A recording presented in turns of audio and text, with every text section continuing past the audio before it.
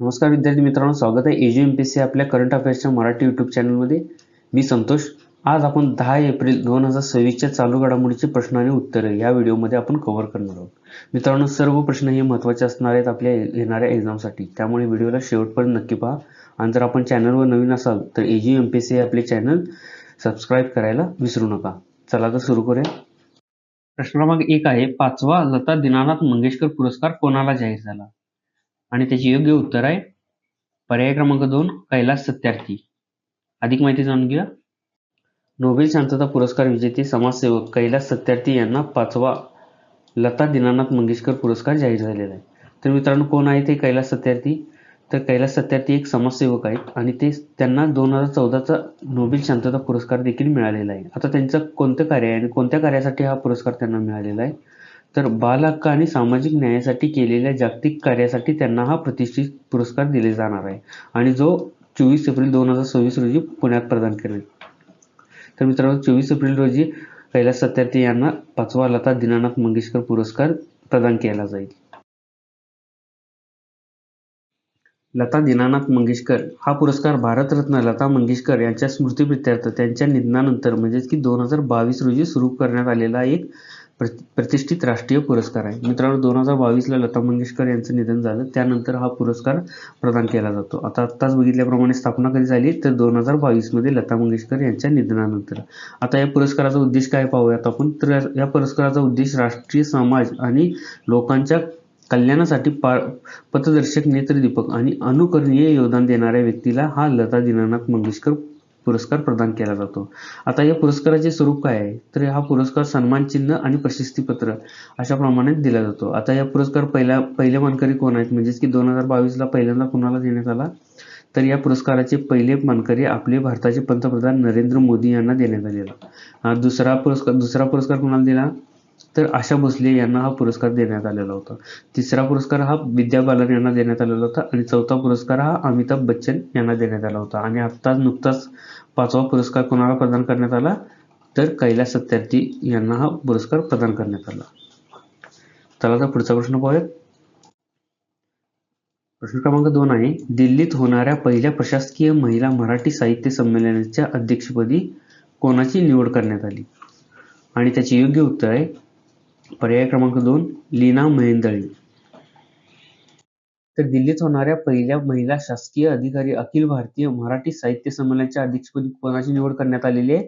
तर निवृत्त सनदी अधिकारी म्हणजेच की IAS अधिकारी लीना महेंदळे यांची या पहिल्या दिल्लीत होणाऱ्या प्रशासकीय महिला मराठी साहित्य संमेलनाच्या अध्यक्षपदी निवड करण्यात आलेली आहे. तर मित्रांनो, हे संमेलन कधी पार पडणार आहे? तर हे संमेलन 11 आणि 12 एप्रिल 2026 रोजी नवी दिल्लीतील नवीन महाराष्ट्र सदन येथे हे संमेलन आयोजित केले जाणार आहे. चला तर पुढचा प्रश्न पाहूया. प्रश्न क्रमांक 3 आहे, 10 एप्रिल हा दिवस काय म्हणून साजरा केला जातो? आणि त्याचे योग्य उत्तर आहे पर्याय क्रमांक 3 जागतिक होमिओपॅथी दिन. तर मित्रांनो, 10 एप्रिल हा दिवस प्रामुख्याने जागतिक होमिओपॅथी दिन म्हणून आपण साजरा करतो. आता होमिओपॅथी दिन का साजरा करतो? कारण 10 एप्रिल रोजी होमिओपॅथीचे जनक doctor Christian Frederick Samuel Hahnemann यांचा हा जन्मदिवस आहे, म्हणून त्यामुळे 10 एप्रिल हा आपण जागतिक होमिओपॅथी दिन म्हणून साजरा केला जातो. आता हा दिवस साजरा करण्यामागे मुख्य उद्देश काय आहे? तर होमिओपॅथिक औषध पद्धतीबद्दल जागरूकता वाढवण्यासाठी हा 10 एप्रिल दिवस आपण जागतिक होमिओपॅथी दिन म्हणून साजरा केला जातो. आता आपण मित्रांनो एप्रिलमध्ये होणाऱ्या काही महत्त्वाच्या दिवसांबद्दल माहिती घेऊया. 1 एप्रिलला ओडिशा स्थापना दिवस साजरा केला जातो. 2 एप्रिलला जागतिक ऑटिझम जागरूकता दिन म्हणून साजरा केला जातो. 5 एप्रिलला राष्ट्रीय सागरी दिवस म्हणून साजरा केला जातो आपण. 7 एप्रिलला जागतिक आरोग्य दिन साजरा केला जातो. 10 एप्रिलला जागतिक होमिओपॅथी दिन साजरा केला जातो.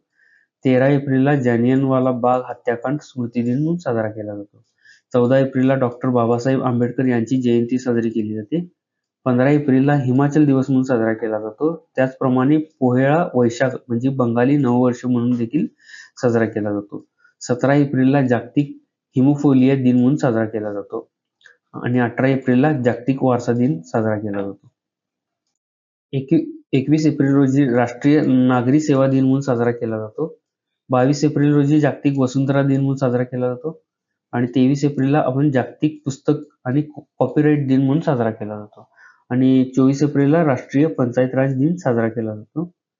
25 एप्रिलला जागतिक मलेरिया दिन म्हणून साजरा केला जातो आणि 28 एप्रिलला कामाच्या ठिकाणी सुरक्षितता आणि आरोग्यासाठी जागतिक दिन साजरा केला जातो आणि 29 एप्रिलला आंतरराष्ट्रीय नृत्य दिवस साजरा केला जातो आणि 30 एप्रिलला आयुष्यमान भारत दिवस म्हणून आपण साजरा करतो. चला तर पुढचा प्रश्न पाहूया. प्रश्न क्रमांक 4 आहे, मायक्रोसॉफ्टने भारतातील पहिली AI स्किल सेंटर कोठे सुरू केली? आणि त्याचे योग्य उत्तर आहे पर्याय क्रमांक 3, चंदीगड विद्यापीठ. मायक्रोसॉफ्टने भारतातील पहिले AI स्किल सेंटर चंदीगड विद्यापीठात सुरू केलेले आहे. आता त्याचा उद्देश काय आहे ते पाहूयात आपण. तर विद्यार्थ्यांमध्ये आर्टिफिशियल इंटेलिजन्स म्हणजेच की AI, मशीन लर्निंग आणि क्लाउड कॉम्प्युटिंग आणि इतर उदयोन्मुख तंत्रज्ञानाचे कौशल्य विकसित करणे हे या मायक्रोसॉफ्टने AI स्किल सेंटर सुरू करण्यामागचा मुख्य उद्देश आहे. पुढचा प्रश्न पाहूयात. प्रश्न क्रमांक 5 आहे, भारत आणि इजिप्त यांच्यातील सायक्लोन युद्ध सराव कोठे आयोजित झाला होता? आणि त्याचे योग्य उत्तर आहे पर्याय क्रमांक 2, अंशास. अंशास कुठे आहेत तर मित्रांनो हे इजिप्तमध्ये आहे. भारत आणि इजिप्त यांच्यातील सायक्लोन 4 हा संयुक्त विशेष सैन्य दलाचा सरावाचा चौथा टप्पा होता आणि तो 9 ते 17 एप्रिल 2026 रोजी इजिप्तमधील अंशास येथील रेंजर्स फोर्स मुख्यालय येथे आयोजित करण्यात आलेला होता. तर मित्रांनो भारत आणि इजिप्त यांच्यातील युद्ध सरावाचे नाव काय आहे तर सायक्लोन असे आहे आणि ते कुठे पार पडला तर अंशास इजिप्त येथे पार पडला. आता त्याचा उद्देश काय होता तर वाळवंटी आणि अर्ध वाळवंटी प्रदेशातील विशेष मोहिमांसाठी संयुक्त नियोजन क्षमता वाढवणे हे या सायक्लोन फोर्सचा मुख्य उद्देश होता. आणि कुठल्या देशांदरम्यान झाला तर भारत आणि इजिप्त या 2 देशांदरम्यान हा युद्ध सराव पार पडला. चला तर पुढचा प्रश्न पाहूयात. प्रश्न क्रमांक 6 आहे, अंधत्व निवारण सप्ताह 2026 कधी साजरा करण्यात आला? आणि त्याचे योग्य उत्तर आहे पर्याय क्रमांक 4, 1 एप्रिल ते 7 एप्रिल दरम्यान अंधत्व निवारण सप्ताह साजरा करण्यात आला. 1 ते 7 एप्रिल 2026 दरम्यान अंधत्व निवारण सप्ताह पार पडला. आता हा सप्ताह कोणामार्फत आयोजित केला जातो तर हा सप्ताह दरवर्षी national society for prevention of blindness India आणि आरोग्य मंत्रालयामार्फत हा अंधत्व निवारण सप्ताह साजरा केला जातो. आता 2026 ची थीम काय होती तर काचबिंदू मुक्त जगासाठी एकत्र येणे हे या अंधत्व निवारण सप्ताह 2026 ची मुख्य थीम होती. चला तर पुढचा प्रश्न पाहूयात. प्रश्न क्रमांक 7 आहे, पोषण पंधरवडा 2026 ची संकल्पना काय आहे? त्याचे योग्य उत्तर आहे पर्याय क्रमांक 3, जीवनाच्या पहिल्या 6 वर्षात मेंदूचा जास्तीत जास्त विकास करणे हा पोषण पंधरवडा 2026 ची मुख्य संकल्पना आहे. आता आपण अधिक माहिती जाणून घेऊया याबद्दल. तर महिला आणि बाल विकास मंत्रालयाने 9 ते 23 एप्रिल 2026 या कालावधीत पोषण पंधरवड्याची 8वी आवृत्ती साजरी केली. तर मित्रांनो कोणामार्फत हा पोषण पंधरवडा साजरा केला जातो तर महिला आणि बाल विकास मंत्रालयाद्वारे हा पोषण पंधरवडा साजरा केला जातो आणि तो कधी पार पडला तर 9 ते 23 एप्रिल या कालावधीत या पोषण पंधरवड्याची 8वी आवृत्ती आपण साजरी केली. आता 2026 ची संकल्पना काय होती या पोषण पंधरवड्याची तर आयुष्याच्या पहिल्या 6 वर्षात मेंदूचा विकास जास्तीत जास्त विकास करणे ही मोहीम सर्वांगीण विकास व खेळ आधारित शिक्षणाला म्हणजे की 3 ते 6 वर्ष या बालकांमधील वयांमध्ये प्रोत्साहन देणे हे या पोषण पंधरवडा 2026 ची मुख्य संकल्पना होती. पुढचा प्रश्न पाहूया. प्रश्न क्रमांक 8 आहे, भारताची पहिली LGBTQ राज्यसभा खासदार सदस्य कोण बनली? आणि त्याचे योग्य उत्तर आहे पर्याय क्रमांक 1, मेनका गुरुस्वामी. अधिक माहिती जाणून घ्या.